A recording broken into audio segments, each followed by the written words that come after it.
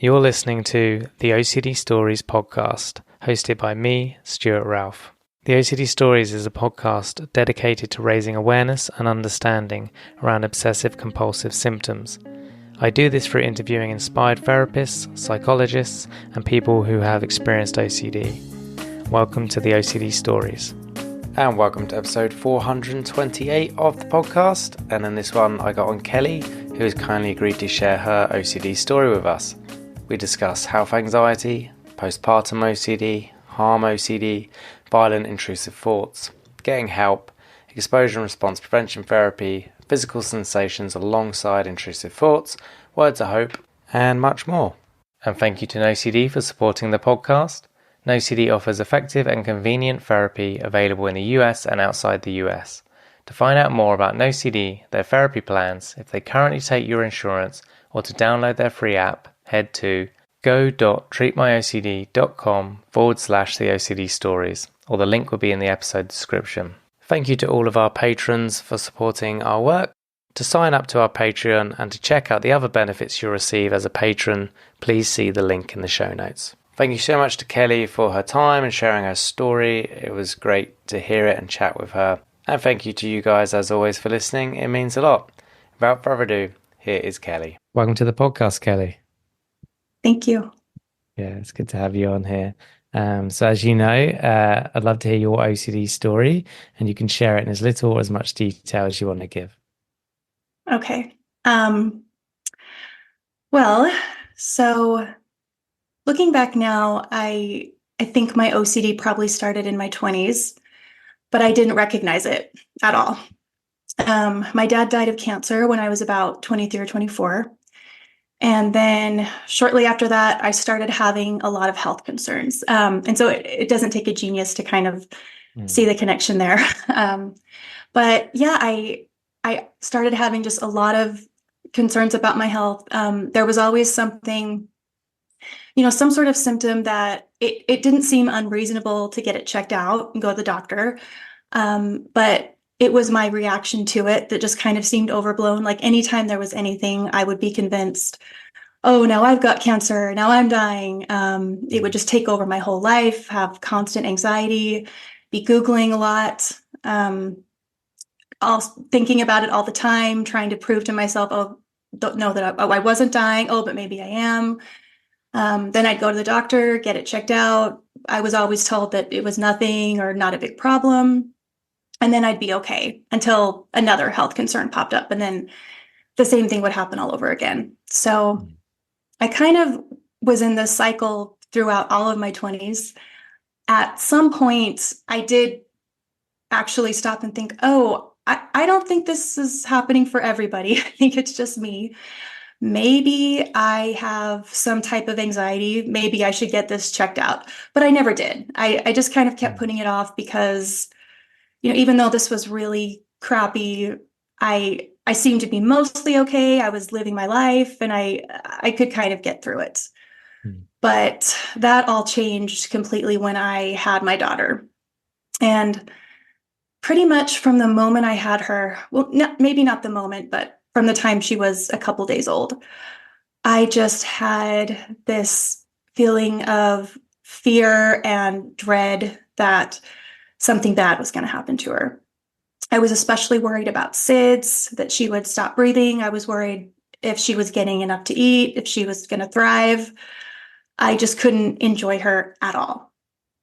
And then when she was about 3 months old, we were home alone one day. So I was a stay-at-home mom at this point, and she was having a really hard day. She was just crying and screaming, and nothing I could do seemed to be able to calm her down. And after dealing with this for several hours, it kind of starts to get to you, kind of puts you on edge. Yeah. And yeah, as probably every parent knows. I remember I was rocking her and holding her, trying to calm her down. And all of a sudden I got really mad at her. And that really surprised me because at that point I thought that good moms don't get mad at their kids. And that sounds so ridiculous now that I've been a mom for a long time. I get mad at my kids all the time. It's no big deal. But at the time, I just thought, no, good moms don't do that. So I was holding her and I got mad at her and I just kind of went, shut up. And that really just surprised me that I could be so mad at my baby. And I hurried and put her down. And I thought, oh my gosh, that is such a good thing that I put her down, because you know how all new parents, when you're going to the birthing class, you always watch the videos about shaken baby syndrome, and how bad that is and how damaging that is. And so I thought, oh, I could have been just like one of those parents that shook their baby if I hadn't put her down in time. But that's so lucky that I put her down. But then over the course of the next few hours, I started having these weird thoughts like, wait, what if I did shake her? What if I was so mad at her that I shook her and I didn't even know? And oh my gosh, maybe that could have happened because she's so small. It would have been so easy. So I just had this back and forth all day long about whether or not I shook her or not. And I didn't say anything. I didn't say anything to my husband when he came home, because that, I don't know, I thought that sounds kind of crazy. Like you should know if you did something or not, especially something like shake your baby. That's kind of a big deal. But this was just kind of classic OCD. I was doubting myself. I just couldn't accept the fact that I didn't. And so I was going back and forth so much, just really getting into this, that I kind of made myself sick with worry. And for the next couple days, I hid in my room. I pretended to be sick so that I didn't have to watch my daughter, because I was so scared to hold her that I was going to shake her, or I was watching her for signs that something happened. I couldn't pretend to be sick forever. So eventually I had to come out of my room, but probably for the next few months, I was always watching her for signs that something had happened. And I began to be afraid that I was going to, even if I didn't shake her, that I was going to. So I was kind of afraid to hold my daughter. I tried to avoid it, which that's really hard to do as a stay-at-home mom with a little baby. That doesn't work. It doesn't work. So I just tried to be out in public as much as I could, or always have someone with me, so that if I did do anything to her, at least someone would see. But I didn't say anything to anyone. And finally, after this had gone on for a couple of months, I just kind of went, this is ridiculous. You didn't shake her. You're not going to shake her. You would know if you had, and you just need to chill out. And I thought, I'm just going to relax and be fine. But that's not what happened. So what happened at that point was I started having different intrusive thoughts. I started having all sorts of violent, intrusive thoughts about other ways that I could hurt her.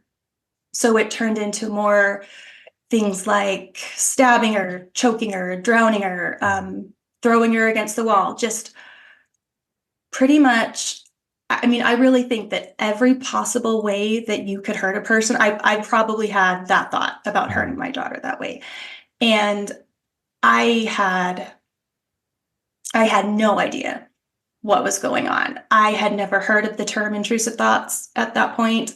I didn't know thoughts worked like this. I didn't know you could have these really vivid, violent images coming into your head all the time of something that you didn't want to do. It just didn't make sense. Part of me, I think, although I didn't know at the time, part of me knew I would never hurt her. But, if it didn't make sense, if I didn't want to hurt my daughter, why was I having all these thoughts about hurting her constantly? And once again, I didn't say anything to anyone because I felt like I was going crazy, or I was a bad person, or both. I don't know. I couldn't say anything to anyone. So I kind of continued in my pattern of just trying to never be alone with her, which was really hard, took a lot of energy. Whenever I was home, I didn't feel comfortable because I didn't know, it's today the day. So I tried to just be out or with someone as much as I could. It got to the point where I was waking up every morning just with such dread that today was going to be the day that I was just throwing up every morning. and I had no appetite, just couldn't function. So I got to the point where I went to my husband. I told him what was going on. And I said, look, I need to go see someone. I need to go in. I didn't know who to go to. So I just went to my OBGYN and I said, you have to come with me, because if you don't, I will chicken out and I won't say anything. So you've got to come with me and make sure I say something. And he did. I made him call and even make the appointment for me, because I couldn't handle it. So we went in, and by this point I had tried to do some sneaky research on my own to kind of figure out what was going on just by Googling. And so I thought that maybe this was postpartum OCD, but I didn't believe it. It took me a long time to figure out what it might be, just because at the time, a lot of the descriptions I was reading about it just seemed really vague. And this is something that I just absolutely hate. I would read descriptions about postpartum depression, and that didn't seem to be what was going on. But then the descriptions about postpartum OCD were things like, oh, and with postpartum OCD, the mom has unwanted thoughts of harm coming to her baby. And I'm sorry, but that, to me, that feels so different than actually coming out and saying, oh yeah, you're having really graphic thoughts about stabbing your child. That just seems so different.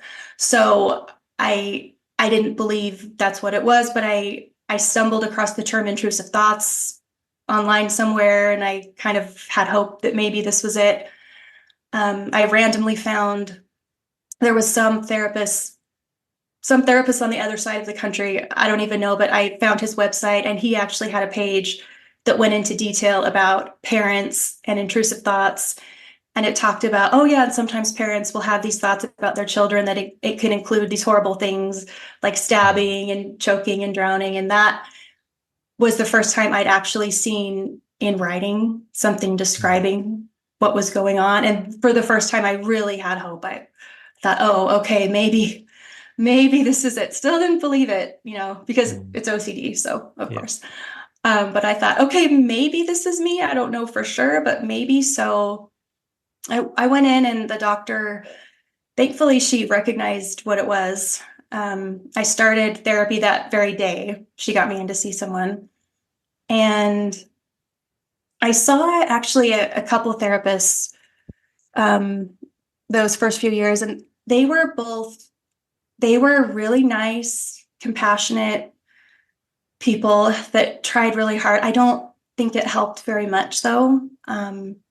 They weren't trained in OCD, and looking back now, I think a lot of my sessions were kind of big reassurance sessions. Them talking about how, oh, you would never do this. You would never do this. That this just isn't in you.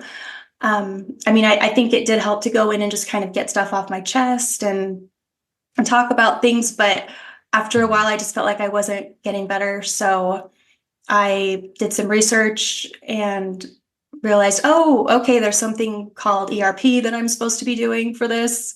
I'm not supposed to just sit and be reassured about it all the time.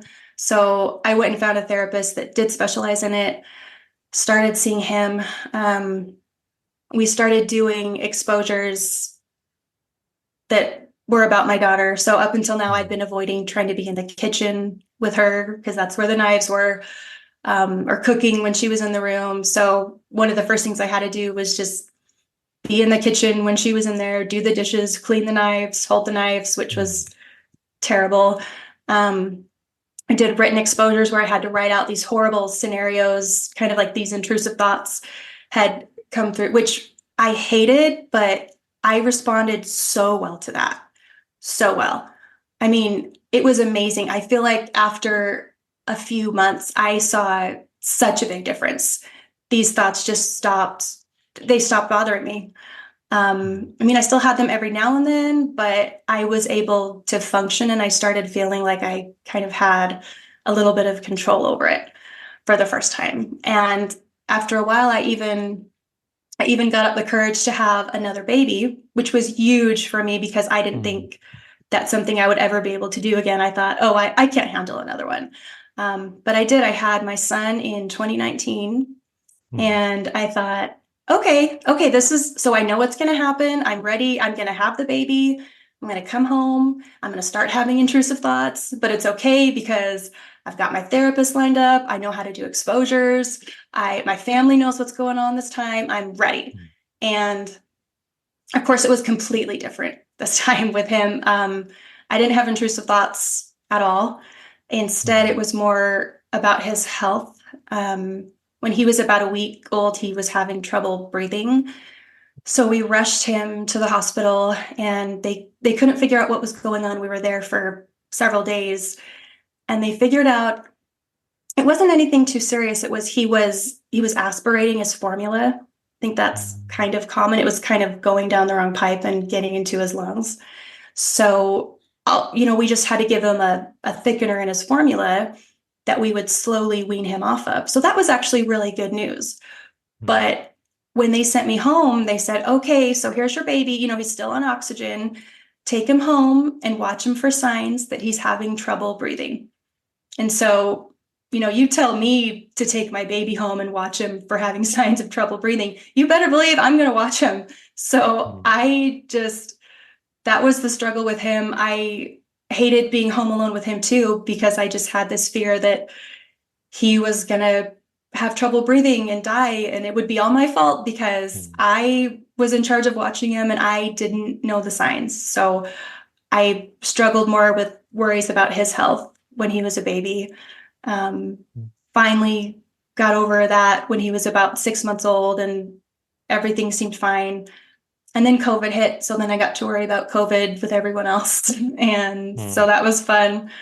Yeah. And so both of my babies, I didn't really get a chance to enjoy them at all when they were little, which is really hard to think about. But where I am right now, I guess, is my main struggle is right back to where I started with the health stuff. So usually stuff about my health or occasionally my kids' health, or sometimes I'll get random other obsessions or worries. But the good news is, and the cool thing is that violent intrusive thoughts do not bother me at all. Every now and then my brain will kind of throw me one. And it's honestly it's funny to me. When I get one of those, I'm just like, what? Why are we doing that? Why would my brain give me that? That's so weird. So that's hopeful that there's one kind of obsession that it used to ruin my life. And now it doesn't bother me at all.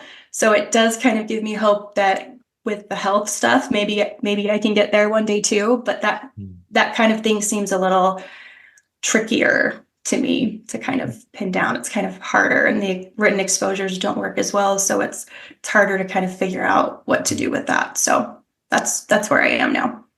Yeah, wow. Well, thank you for sharing. Quite a journey you've been on, and motherhood and parenting is hard enough. But you throw in OCD in it, it's a whole different ball game.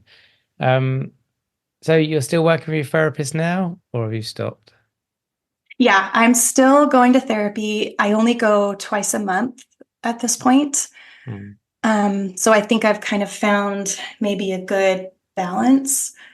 It is still, like I said, it's really hard for me with the health stuff to figure out what to do. And sometimes I'll go into my therapist and be like, I need more exposures. Come up with some really horrible exposures for me. And he's like, yes, okay, we can do the exposures. We can come up with written exposures. And because I kind of got it in my head that that's all that I'm supposed to be doing. But sometimes for me with the health stuff, the exposure is just more being in the moment, being present, or just living my life. With the health stuff, if you're constantly convinced that you're dying of something, there's certain things that you're not going to want to do. I mean, why plan a trip for a year in advance if you don't have much time left? Why go to work? Why clean your bathroom for that matter? It's all meaningless. Like, you just want to sit on the couch and hug your kids. And so I've as someone who feels like that a lot, sometimes that is a harder thing for me to do, is make plans for the future. One big, like, for example, one big thing for me lately has been going back to work, which doesn't seem like a huge deal.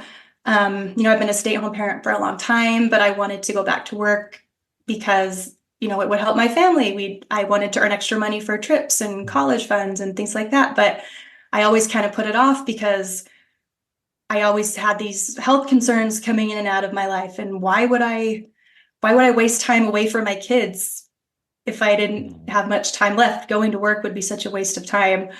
But that's one thing that I finally did. I went back to work part-time a couple of months ago, and I was hoping that that would make the OCD better because I'd be distracted, and that might be the case in the long term, but short term, it made it so much worse. It was just a really hard couple of months for me, that brought up all sorts of things. So I guess in a way that was kind of one big, huge exposure that lasted months. So, Okay. Has it eased off now at work? yeah, a little bit. Yeah, it took a lot longer than I thought. And sometimes I still have mornings when I wake up and think, I cannot deal with this today. There's no way I can go and deal with all these things at work and have this. It just seems like too much. But I kind of just have to take it one step at a time and say, well, let's just go to work for today. You don't have to decide about tomorrow. So I don't know if that's a good outlook or not, but anyway, that's how I take, like, I'm just going to go for today. I don't know what I'm going to do tomorrow. You just have to drive to the building. Just drive to the building. And then when I get there, it's like, okay, let's just go inside.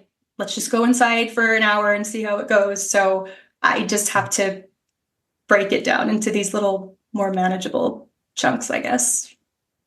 Yeah, it's not a bad idea because otherwise it can feel overwhelming. I've got to do all of this versus just this one thing. Just do this next thing. Yeah. Mm-hmm. Yeah. Okay, excellent. And obviously there'll be lots of mums and dads listening who are maybe in the place you were when you were really, really struggling. Um, yeah, just and I guess they might be listening and they might be suffering in silence, like they haven't told their partner or family members or whoever. Um, what was that like for you opening up, and just anything you want to say around that process? Yeah, it was really, really hard to tell my family what was going on because I think there is so much shame around these types of thoughts.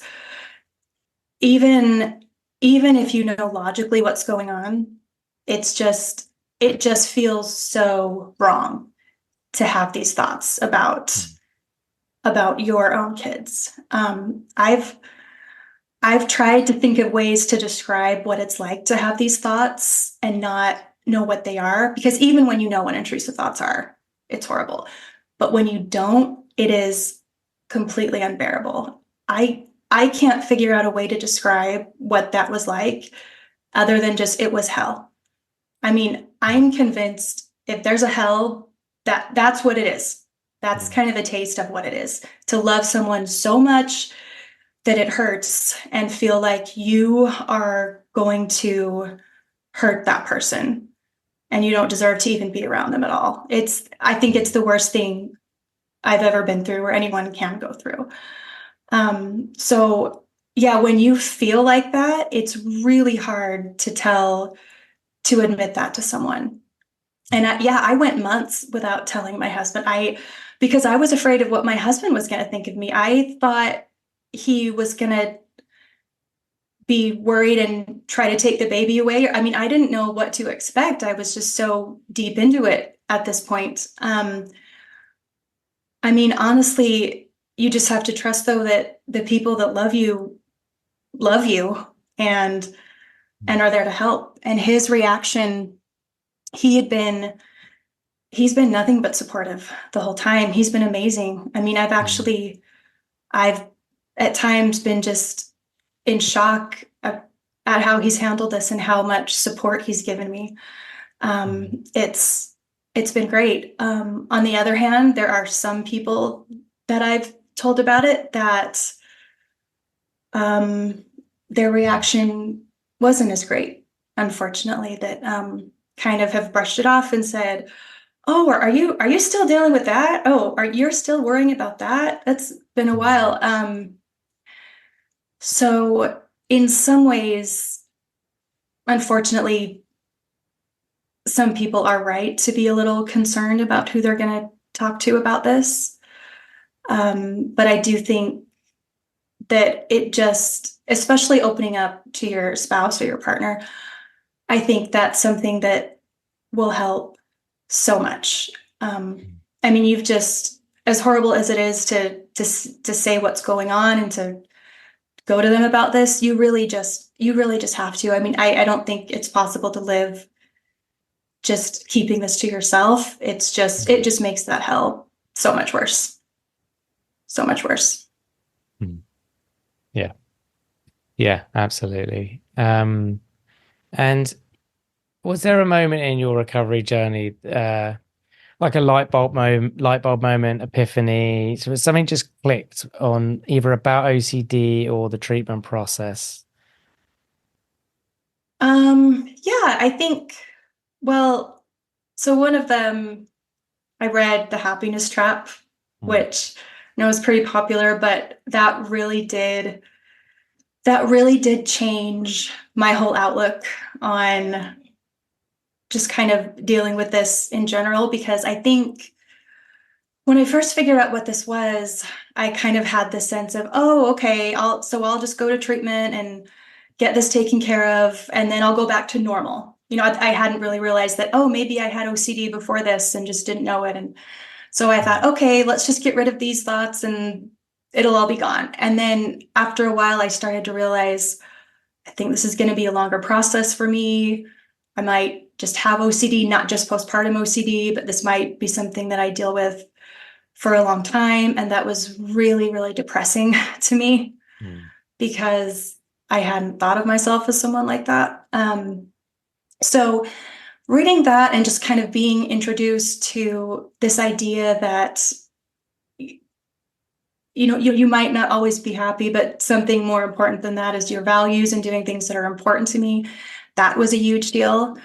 I think also something that was big for me was just kind of figuring out how to kind of relax and not resist an OCD thought coming into my body. I don't know if this is common, but when I had these violent intrusive thoughts, I would actually I would feel it physically. Like I would feel this fear rushing through me. I don't know if it was adrenaline or cortisol. I don't know, something like that, but I would actually feel it coming through me. And so of course I would tense up and panic and just go, oh no, it's here. And learning how to just relax and kind of let that feeling be there for a minute and let it pass was huge. But it was something that took me so long to master.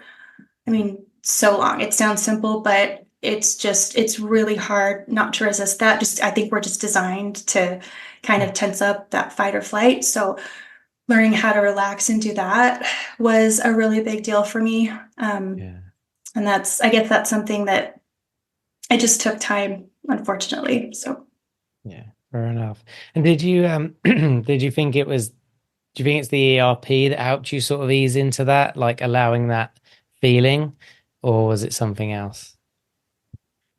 yeah, I do think it was that, just because that kind of introduces you to the whole idea of you're gonna be uncomfortable, it's gonna suck. I had been trying to avoid that for so long, just trying to run away from the thought. So once you accept the whole idea behind it, I guess, and embrace the suck, I guess. Just that, it's just you're going to have these things that you don't want to have, but you need to learn how to respond to it. That kind of does change your whole mindset, I think. Okay, Yeah. good. Yeah. Okay, brilliant. And what do you wish you had known at the start of this, like when you started to struggle, maybe even with health anxiety, before, Oh, what do you wish you had known?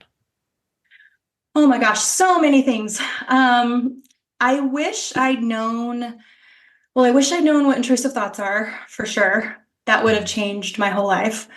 Um, I wish I had been already kind of training myself to have a different relationship with my thoughts because I really think, up until I realized I had OCD and started reading about ERP and then kind of meditation and mindfulness, I think I really did just kind of accept all these thoughts that came through my head without even noticing it, without even thinking about it. I think maybe a lot of people tend to do that. And I guess it's fine if you're not having really disturbing or damaging thoughts coming through. I don't know, but yeah, I think just I wasn't super aware of what was going on in my head, and Mm.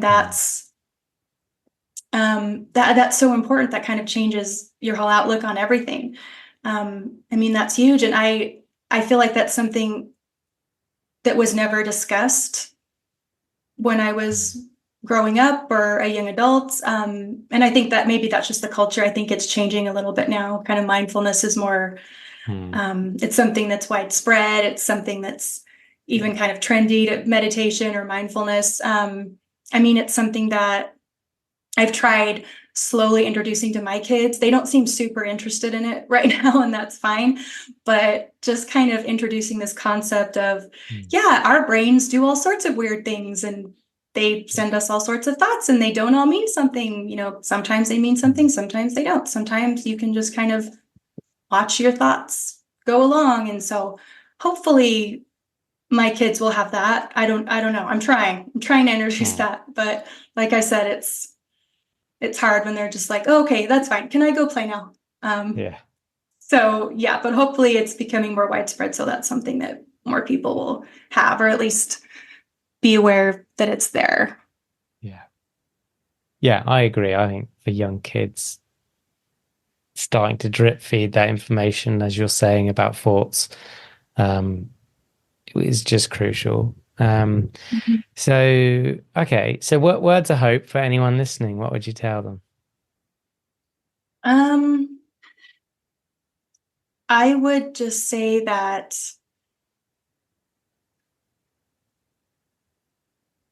you're definitely not alone, that if you're struggling with OCD or these intrusive thoughts, especially thoughts about your kids or about hurting someone else, that it doesn't make you a bad person. Mm. Lots of people have this. It's just that we haven't talked about it. And so you just didn't know about it. But it definitely doesn't make you a bad person. You're still a good parent. You you can still do a great job as a parent. You just need to figure out how to deal with it. Mm. Yeah. Yeah, Yeah. good words. Yeah. Nice. Would you have liked those words when you were struggling? I would have. I don't think I would have believed them though. Oh, okay. Okay. Fair enough. So yeah. So when you asked me that question, I had a hard time thinking. I'm like, oh, Mm. what could get through to someone who's going through this? And it's just sometimes it's just your shame is just so deep that I don't know. I think maybe you need to hear it 20 times from lots Mm. of different people before you Yeah. before you believe it. So hopefully now I think we're a lot better about talking about these things. It's more common. Mm. I really try to be really open about my story and kind of bring up postpartum OCD. And when I first started doing this 10 years ago, I got a lot of, what? I've never heard of that. Really? That's weird. And now I get a lot more of, oh, yeah, I've heard of intrusive thoughts. Oh, yeah. So Mm. I don't know. I feel like maybe something is changing. Yeah.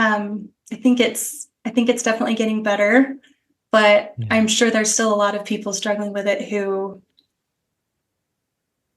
still don't know what it Mm. is. So they still Yeah. might be having a hard time like I did. True. Yeah, it's definitely getting better. 100%. Yes. Yeah, it's But it's it's really helpful. yeah, yeah, yeah. Yeah, better, not there yet. Yes. Um, yeah. Yeah. And I'm actually, I am trying, well, and one thing that's hard, I think, if you have OCD with kids is, I don't want to assume that my kids are going to have it, Mhm. but I definitely want to introduce them to the concept. So I'm introducing that as well. And that's another thing that they don't really seem to care much about now, which is fine. Mhm. But I definitely, the one thing that I know is if my daughter has this, at least she's going to know, what it is. At least it won't take her by surprise. She already knows what intrusive thoughts are. She already knows about, these ideas about the brain gives us weird things. And so I think, I don't know, if just more of us do that and Yeah. teach our kids why they're young so they take this concept for granted, I think that's Mm. that's going to be huge. Yeah, agreed. And then they'll talk about it. Early intervention will happen, versus Yeah. treating it after 15 years. Yes. Yeah. Yeah. So, yeah, go on. Oh, I was going to say I actually Mm. I didn't know how much I should tell my daughter about this. I Mm. actually spoke at an OCD event last year, and I really wanted to talk about the postpartum OCD stuff, just more than the health stuff. The health stuff is bad, but the postpartum stuff, like I said, there's so much shame. Mm. But my daughter was going to be at the event, and I thought, oh, okay, so I can't go into detail about it because it's going to be too traumatic. She can't hear her mom get up there and say that her mom had thoughts about stabbing her. There's just no way. Mm. And I told this to my therapist, and he said, well, I think she's old enough to handle it. It's all about how you introduce this. And I Mm. thought, maybe, I don't know, maybe he's right. So I did. I started introducing it. We had a conversation about intrusive thoughts. Then we had a separate conversation about sometimes a new mom has these thoughts about her baby, and there are things that are really bad, Mm. like stabbing her. And this really is horrible for the mom because she loves her baby more than anything. And then in another conversation, I brought up the fact that, yeah, when you were a little baby, this is what happened to me. And it was the worst time of my life. It was so horrible because I loved you so much, but I was so afraid to be alone with you, but I got help for it. And she was just like, oh, mom, that's horrible. All right, well, I'm gonna go play. Do you know what I mean? It was the same. I'm gonna go Yeah. play now, not traumatized at all. And then when I Mm. gave the speech, she's out in the audience, and I even at one point as a joke, I said, oh, and there's my daughter, and she turned out fine. Looked over, she was just, I mean, she's just like this, looking so bored, as you would expect a Mm. 10-year-old girl to be, listening to a bunch of speeches, not traumatized at all. So I went, oh, okay, yeah, she seems totally fine. This is such a, she is so bored of this. She doesn't even care. This is Mm. not a big deal to her. She's going to grow up knowing that this is a thing. And that was really cool. That was a really cool Mm. moment for me, Yeah. to just not care to that point and Yeah. to feel like, yeah, maybe she won't care either because if this happens to her, she just will know what it is and say, all right, know how to deal with it. So Yeah. yeah. Yeah, good point. Sounds like a cool experience as well. Um, and yeah, like a full circle moment. So Yeah, it was. yeah, good. I'm glad. Yeah, those moments are important. So you've got mm, yeah, you can pick up the phone and call the 20-year-old you. What do you tell her? Oh gosh. Um, well, I've already talked about this, but I would tell her what intrusive thoughts are. I'm sorry, but Mm. that's just so important. I would warn her of what intrusive thoughts are. I would tell her that I would say you can do so much more than you think. Um, and I would say, I don't know, this sounds so cheesy. I would say you're going to be okay. Yeah. Say no Yeah. matter what, you're going to be okay. Yeah. Yeah, it's an important message and statement for some people to hear because they don't think they're going to be okay, right? Yeah, I guess that's why I said that because I've spent so much of my life thinking I'm not going to be okay. So Hmm. yeah, Yeah, so yeah, good that point. that would be nice to hear. Nice. Okay, so next, as you know, you got a billboard wherever you live. What do you want written on that billboard? Um, I would write, not all thoughts matter. Mm. Yeah. Nice. That's important beyond OCD as well. So Can't think of anything catchier, but I just, that's good. Like I said, that's so important. We get all these thoughts that we don't even question, and a lot of them are just crap. They don't mean anything. So just let them go. Yeah. Move on. Yeah. Yeah. Nice. And then lastly, anything else you wish you could have said or shared today?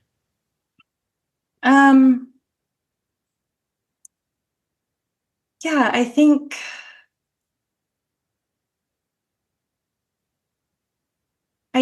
that it's just really important to find something that helps you get through these hard times. So for me, that's been my family, my faith, feeling like I'm part of a community and helping people. But the thing that sucks most about OCD is, all these things that I've just mentioned that are so important to me, OCD kind of tries to get into those as well. So I think it's just, as hard as it is, it's really important to just kind of develop, I guess, the awareness to recognize OCD and to understand when it's trying to take something from you. Because it'll try to get into anything if you let it. And so you just have to kind of believe that you're worthy of those things that are important to you, and not let OCD kind of get its hands on those. Yeah, I like that. Good way to end. Well, look, thank you so much for sharing your story and being open and vulnerable. I appreciate it. Yeah, thank you. This was awesome. Thank you for listening to this week's podcast. And thank you to our Patreons who helped make this episode possible. And if you would like to find out more about Patreon and the rewards and benefits, then there will be a link in the episode description. If you enjoy the OCD Stories podcast and would like to support us, please subscribe and rate the show wherever you listen to the podcast. And thank you to NoCD for supporting our work. And if you want to find out more about NoCD, head to go.treatmyocd.com/the OCD Stories or click the link in the episode description. And quick disclaimer, guys, this podcast is not therapy. It is not a replacement for therapy. Please seek treatment from a trained professional. And until we speak, take care.